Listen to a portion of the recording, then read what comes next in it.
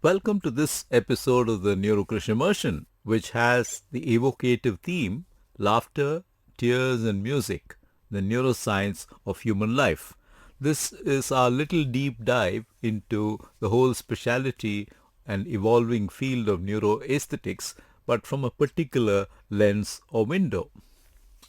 Now let's ask ourselves, why do we laugh? Laughter bridges distance, dissolves tension, and binds groups through shared joy. It's universal, social glue that transcends language barriers. Why do we cry, on the other hand? Crying accompanies birth, love, grief, loss, and death. We shed both sad and happy tears. It's one of our deepest biological signatures, and tears mark the moments that define us as human. And what did we have before language? Before language, we had sound, rhythm, and melody that carried emotion between humans before speech even existed. Music predates words in our evolutionary story. These three phenomena, laughter, crying, and music, arise from the same deep neural soil, and this indeed is part of the human paradox. Now, why do humans cry at tragedy? We possess a remarkable paradox. We avoid pain in real life, but actively seek it in art. This isn't just a design flaw in us. It's a feature of our evolved emotional architecture. Emotional crying has an evolutionary purpose. It evolved as a social signal of vulnerability and bonding. It communicates distress and elicits care from others, strengthening social connections. Tragedy and sad music activate our grief circuits without real danger or being present. And this allows emotional learning and compassion development. In a one way, we practice feeling without risk. In sorrow, we find meaning, connection, and shared humanity. The tears we shed for fictional characters expand our capacity for real empathy. Let's now consider the architecture of sound. It was pre-linguistic in that rhythm and melody existed, as we just said, before spoken words. Our ancestors communicated through sound long before they developed a complex grammar. Music also is universal. It's found in every human culture across all time. No society has ever been discovered without music. It's as fundamental as language itself. Music is embodied. It's felt in the body through movement and rhythm. It isn't just heard, it's experienced through our entire physical being. Music offers neural technology for group bonding. Shared musical experiences synchronize our brains and strengthen community ties.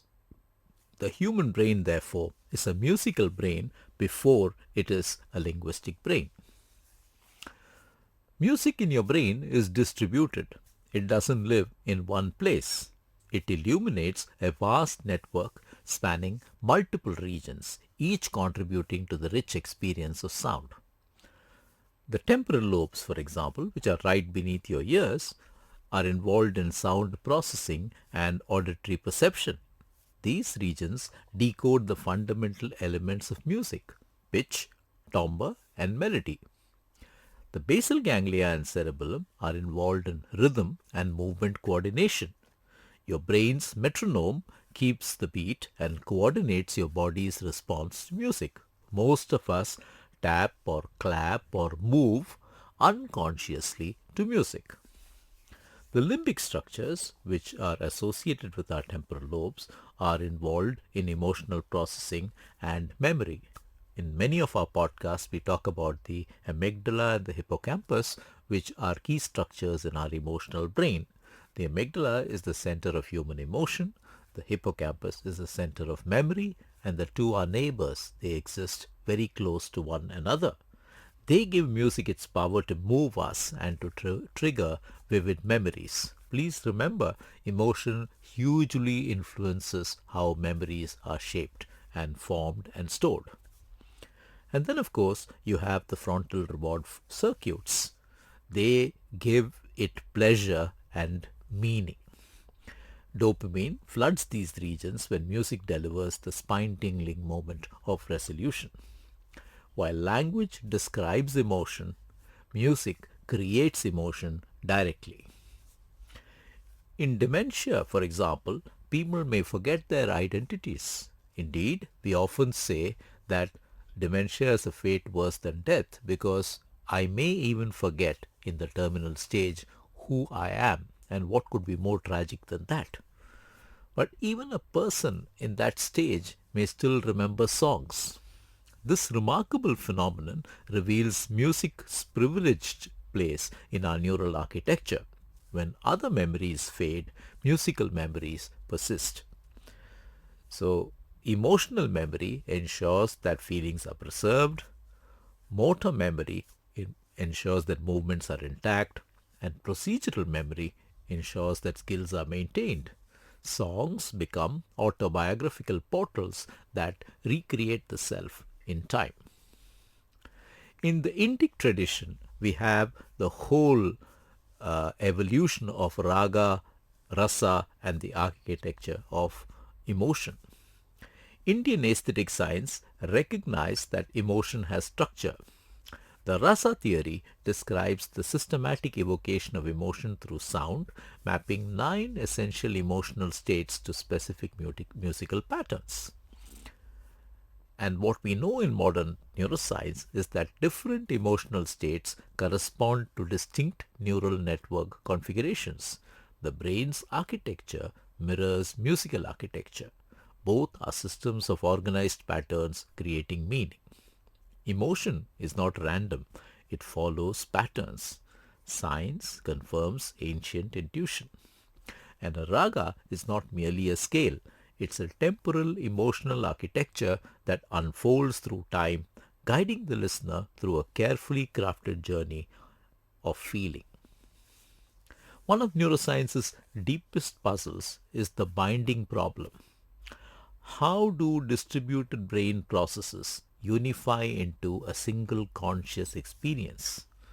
And indeed here, music may hold the key to the binding of consciousness. Natural oscillations align through rhythmic patterns, creating a synchronized activity across distant brain regions. Rhythm causes entrainment to happen in our brain. Distinct brain networks communicate in sync, allowing information to flow seamlessly between regions, what we call phase coherence.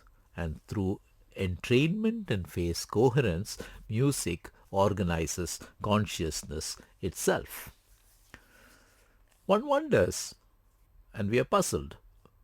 We typically avoid sadness, but we choose to listen to melancholy in music. Why does sad music feel good? This paradox reveals a sophisticated emotional machinery at work in our brains. There is prediction and anticipation when we are listening to music. The dopamine release happens before emotional resolution arrives, rewarding our brain for accurate pattern reading. We are able to experience empathy without threat. We feel what with others and what others feel while maintaining a safe distance from actual harm or loss. There is predictive pleasure. The brain rewards itself for accurate pattern matching and emotional anticipation. And there is memory activation. Personal experiences resonate with musical narratives, creating rich emotional landscapes. Meaningful sadness without danger is the paradox of aesthetic emotion. Music also leads to empathy and collective synchrony. When we listen to music together, something remarkable happens. our brains begin to synchronize, creating a shared neural experience that transcends individual consciousness. Watching a musician activates the observer's motor system. We internally start to simulate their performance. Your brain rehearses the movements even when you're sitting still, creating a deep sense of connection, and for this we use what we call the mirror neuron network. What also seems to happen is a neural synchrony. Audiences synchronize emotionally and neurally during shared musical experiences. Brain scans reveal that listeners' neural patterns begin to align during concerts and communal singing. Music thus binds not only brain regions, it binds us as human beings. Musical empathy operates through multiple neural pathways, creating a cascade of social and emotional connections that strengthen human bonds. Mirror neurons activate when we are watching musicians perform, the observation stage. The motor cortex internally rehearses the observed movements, what we call the simulation stage. The limbic system generates corresponding emotional states, the emotion stage. Neural patterns start to align with other listeners, the synchrony stage. The therapeutic applications, therefore, of music experience are expanding rapidly, offering new hope for conditions that have long resisted traditional treatments. So, music has a huge role to play in healing, and there is a neuroscientific explanation for this. In Parkinson's disease, rhythm aids motor control, helping patients overcome freezing episodes and to improve their gait. In stroke recovery, melodic intonation therapy helps patients regain speech by engaging intact musical pathways. In depression, music supports emotional regulation and activates reward circuits which are diminished by depression. In dementia, which we already spoke about, musical memory preservation provides access to identify when other memories have faded. And here I must relate the story of a lady with dementia who's very fond of Krishna bhajans. And all we had to do to, even though she could not speak, what she could continue to do was sing Krishna bhajans. She also had a problem of walking, what was called gait apraxia. And all we had to do was to draw Krishna's feet, as you do in Krishna Jayanti, and get her to follow the feet of Krishna from one room in her house to the other. So two cues, the feet of Krishna, the visual cue, and Krishna bhajans, the auditory cue, helped a lady who could not speak and who could not move sing and move. And this is personal experience from the practice that we have. There are a number of things that neuroscience is offering us in terms of future technology. Understanding individual emotional response to music through advanced brain imaging, we are learning to read the unique musical fingerprint of each person's brain, what's called neural decoding. Measuring collective brain synchrony in real time during shared musical experiences, the technology is able to reveal to us how groups think and feel as one, what we call hyperscanning. And personalized music for healing adapted in real time to individual neural responses is possible today, and the future of music therapy will be precisely tailored to each brain. Indeed, you may well think of AI therapeutic soundscapes. Yet, the deepest mystery remains. Why does sound move us so profoundly? Music therapies are gradually moving from experimental to the mainstream, and there is robust evidence today in a range of conditions: Parkinson's motor control, stroke speech recovery, dementia memory access, depression symptoms, anxiety reduction, that they bring about a 50 to 60% improvement in clinical outcomes. And this comes from clinical trials and therefore reveals the music's powerful therapeutic potential across neurological and psychiatric conditions. Despite our growing understanding of music's neural mechanisms, we stand before an enduring mystery. Science can map the pathways, identify the neurotransmitters, and measure the synchrony, but the essential question remains unanswered. Why does organized sound have such a profound power over the human soul? Perhaps the answer lies not in reducing music to circuits and chemicals, but in recognizing that we are musical beings in our very essence. Music isn't something added to human nature. It's woven into our fundamental structure as human beings. Before language, there was sound. Our ancestors communicated through rhythm and melody tens of thousands of years before the first words were spoken. The musical brain predates the linguistic brain in our evolutionary history. Before narrative, there was rhythm. The first rhythm we ever knew was our mother's heartbeat in the womb. From that primal pulse, all musical experience flows.